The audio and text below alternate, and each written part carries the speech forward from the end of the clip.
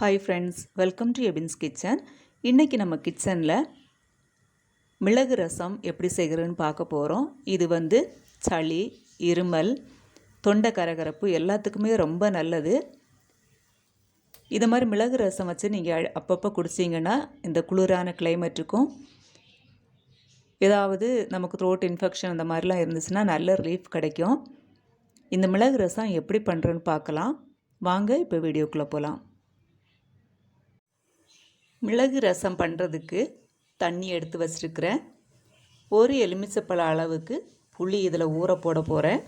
அது கூடவே ஒரு நல்ல பழுத்த தக்காளி பழம் கட் பண்ணி வச்சுருக்கிறேன்.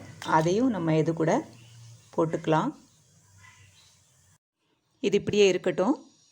நம்ம ரசத்துக்கு தேவையானதை பொடிச்சு எடுத்துக்கலாம். ஒரு மிக்ஸி ஜார் எடுத்துருக்கிறேன். அதிலே 2 டீஸ்பூனுக்கு மிளகு சேர்த்துக்கலாம். மிளகு இன்னும் கொஞ்சம் காரமாக வேணும்னா நீங்கள் இன்னும் கொஞ்சம் சேர்த்துக்கலாம். ஜீரகம் 1 டீஸ்பூன், பூண்டு 6 பல் எடுத்துருக்கிறேன், பச்சை மிளகாய் 2, கறிவேப்பிலை 1 கொத்து, எல்லாத்தையும் போட்டு கொஞ்சம் குறகுறப்பாக நம்ம அரைச்சி எடுத்துக்கலாம். பாருங்கள், அரைச்சி எடுத்தாச்சு. இந்த மாதிரி அரைச்சி எடுத்துக்கலாம். இப்போ இதையும்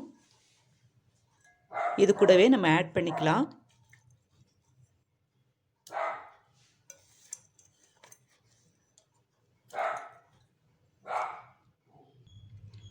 அது கூடவே ரசத்துக்கு தேவையான அளவு தண்ணி சேர்த்துருக்கிறேன். உப்பு தேவைக்கேற்ப சேர்த்துக்கலாம்.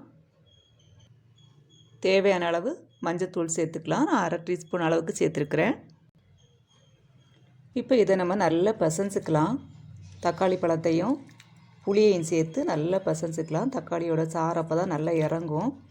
அதுக்காக உங்களுக்கு இந்த மாதிரி புளி ஊற போட்டு இந்த மாதிரி பிசைய விருப்பம் இல்லைன்னா புளி ஊற போட்டு தண்ணியை மட்டும் நீங்கள் தனியாக சேர்த்துக்கலாம்.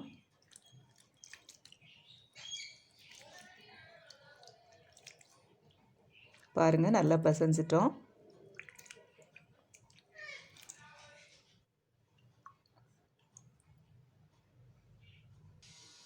பிசைஞ்சதுக்கப்புறம் நம்ம இப்போ ரசத்துக்கு தாளிச்சுக்கலாம்.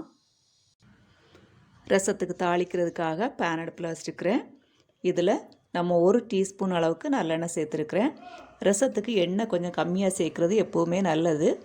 அதனால் நான் கம்மியாக 1 டீஸ்பூன் அளவுக்கு நல்லெண்ணெய் சேர்த்துருக்கிறேன். எண்ணெய் காஞ்சிருச்சு. கடுகு போட்டுக்கலாம்.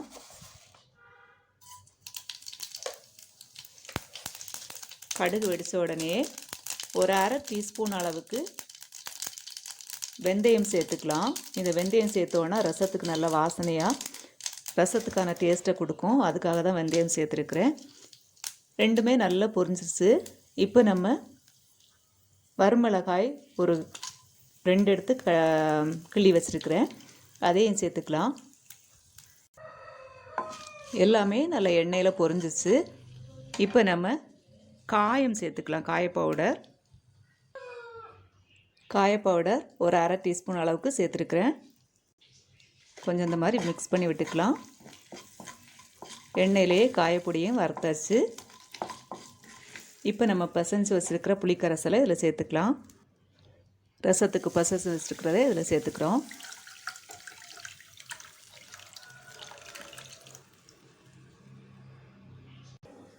இப்போ கொஞ்சமாக மல்லித்தழை சேர்த்துக்கலாம். கறிவேப்பிலை 1 கொத்து சேர்த்துருக்குறேன். இப்போ ரசம் நல்லா நுரகட்டி வர்ற வரைக்கும் நம்ம விட்டுடலாம். பாருங்கள், இப்போ நல்லா நுரக்கட்டி வருது. இன்னும் ஒரு 1 மினிட் ஆயிடுச்சுன்னா ரெடி ஆயிரும். இந்த மாதிரி நல்லா நுரக்கட்டி வரும்போது நம்ம ரசத்தை அடுப்புலேருந்து இறக்கிக்கலாம்.